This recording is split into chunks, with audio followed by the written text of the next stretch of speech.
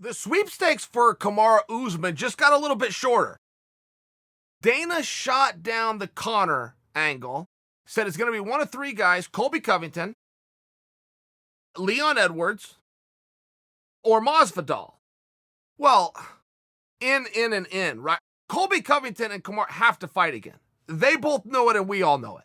And the only reason that rematch did not get booked immediately following that fight is a false rumor that Colby had his jaw broke. So you go to the press conference and there's no way to go, hey, that was the greatest fight I've ever seen. Super close, little controversial. We're running this one back. There's no way to do that when you think one of the guys has a jaw broke, right? You have to go deal with that. And I got to tell you, I've seen a lot of injuries. I don't know a lot of broken jaws. Like if you were to ask me, a guy tore his ACL, you could take a pretty good guess that he's going to be 8 months till he's back in the gym, and a year from now he's going to be competing. That's just pretty standard by example. And I could go through a whole bunch of body parts. I got to tell you, I'm one guy talking. I don't know a whole lot about how long you're out for a broken jaw. There's different levels of severity. It's just one of those fights that in many ways should have been in any other genre, any other walk, that would have been rematched immediately. Okay, great.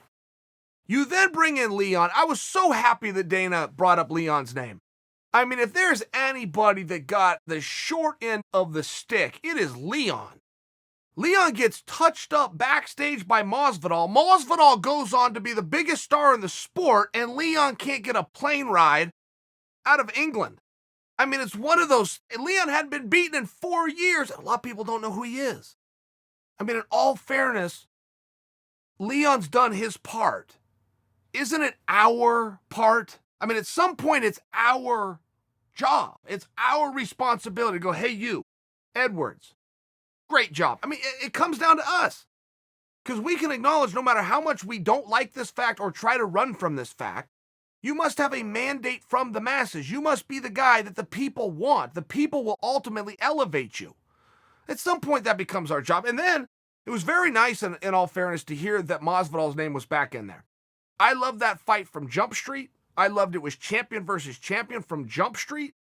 I would like to see the BMF title personally be linear. I would like to see that live on.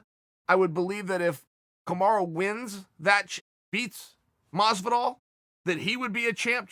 I would just like that. I liked that piece of theater. I liked the piece of marketing. It was very real. Commission sanctioned it. Like it or don't like it, BMF's a real title. Period. Let that make you as mad as it wants to make you. I'm still the one that's right here. So I'm just saying. And then particularly when the rug got pulled out from under us, out of nowhere with no explanation, all of a sudden Masvidal and Kamaru aren't fighting. Man, that's like the girl that breaks up with you. There was nothing more attractive than that.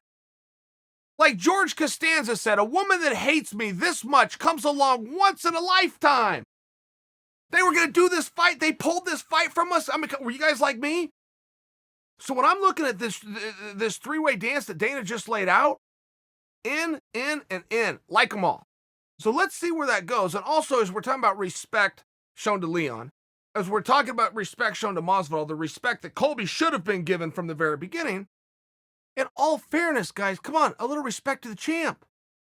You're figuring out a division, we always solve that problem first. Who's the top contender? Who's the champ going to fight? Champ got left in limbo for reasons that are completely unknown. And I even spoke to him, and I felt like we had a candid conversation. I was just as confused when I hung up the phone with Usman. So, I think we've got a little bit of good news. I don't think welterweight has ever been such a mess. And by the word, when a guy uses the word mess or the guy uses the word logjam, that means your division is in great shape. It's in great shape. When you got guys battling out, when Dana's got to come forward and say, look, I don't know who it's going to be, but I got three guys, and all three of those guys are stars, you're in a division that's in a good spot.